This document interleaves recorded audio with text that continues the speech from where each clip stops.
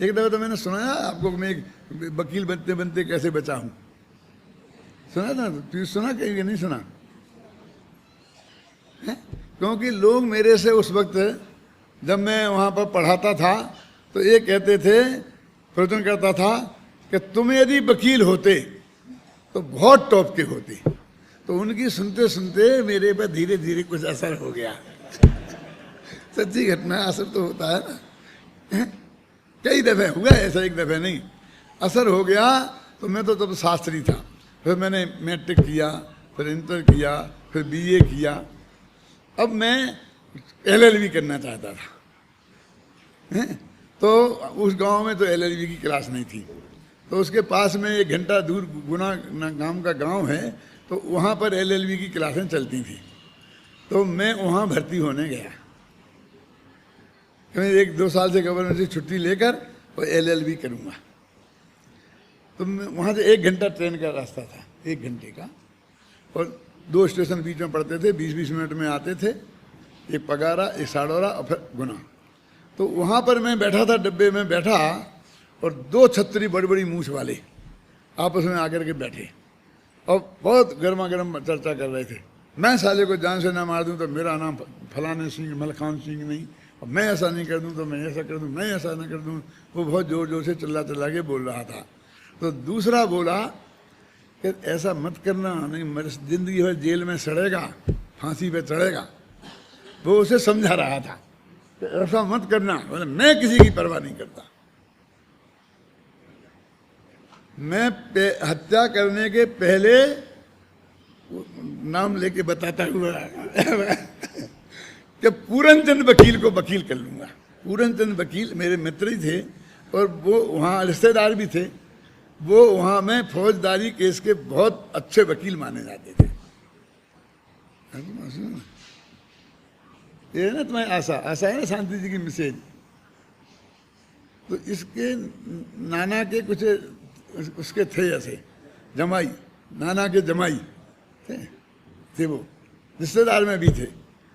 तो वो ऐसा कह रहा था, मैं पहले जाके उसे वकील करता हूं क्योंकि सामने वाले उसे वकील न कर लें, और फिर हत्या करता हूं। तो मेरे तो पैरों के नीचे जमीन खिसक गई।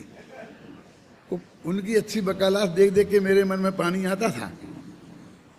क्या अब भविष्य में लोग ये कहेंगे क्या कि मैं किसी की हत्या करने से नहीं डरता हूं, मैं पहले जाके हुकुमचंद को वकील करूंगा। तो ये तो हत्यारों को अभयदान हो गया क्या है?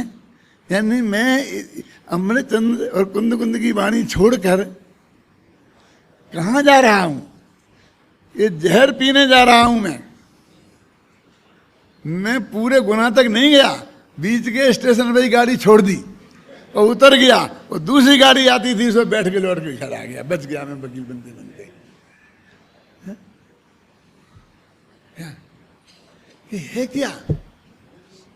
मैंने उन वकील साहब बेशायद अभी हैं कि नहीं है, मुझे नहीं पता क्यों, जीवन है कि हैं, अभी हैं, अभी भी हैं। वो होंगे 80-90 वर्ष के। क्या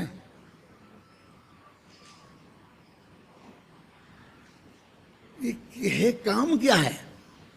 एक और वकील वहीं ऐसे थे, उनका नाम जमुना लाल जी था, वो भी मेरे रिश्तेदार थे। तो उनके घर 3 मंजिल का बहुत बढ़िया मकान था बीच बाजार में, और वो अपना ऑफिस अपने मकान में नहीं खोल के, और एक ऐसी तीन छप्पर में ऐसा गांव के बाहर, और वहाँ उन्होंने ऑफिस खोला। वहाँ वो ऑफिस में जाके बैठते थे। गर्मियों में 3 बहुत तपता था। तो मैंने उनसे कहा कि वकील साहब तुम्हारे 3-3 मंजिल का मकान है, बढ़िया एयर कंडीशन जैसा बीच बाजार में, उसमें तुम क्यों नहीं बैठते? किराए के लोग में वो किराए से दे दिया, क्यों? तो इधर आके इसमें बैठते हो। बोले आप नहीं समझ सकते हो। मैं समझा दो ना, पूछ रहे तुमसे। तो बोले कि चोर डाकुओं को मैं अपना घर नहीं बताना चाहता। तो नाम लेके बोल रहा हूँ, और टीवी में कैद हो रहा, टीवी में आएगा, और वो और उनके परिवार वाले पोते नाती पोते सब होंगे अभी इस देश में। कहाँ जाएंगे? क्या ज़्यादा मुझे पता नहीं है कि कितने हैं, लेकिन हैं। तो मैंने कहा कि कितना सब बढ़िया सत्समागम है। यानी वकील बने तो कौन लोग अपने पास आएंगे? हत्यारे, चोर, डाकू। वो मेरा घर देख जाएंगे तो कल मेरे ही घर में चोरी करेंगे। ये वकील लोग घर का नंबर किसी क्लाइंट को नहीं देते हैं, ऑफिस का नंबर देते हैं और कहते हैं ऑफिस में ही आओ। मोबाइल तक नहीं देते हैं, तुम ऑफिस में ही आके बात करो, वहीं उसी टाइम पे बात करो, नहीं तो दिन भर में परेशान हो जाएंगे, चक्कर करेंगे। तो नहीं, अच्छा वकील बनने का मतलब क्या है? अच्छा डॉक्टर बनने का मतलब तो मैंने कई दफे आपको बताया है। अच्छा इंजीनियर बनने का मतलब भी मैंने कई बार आपको बताया है।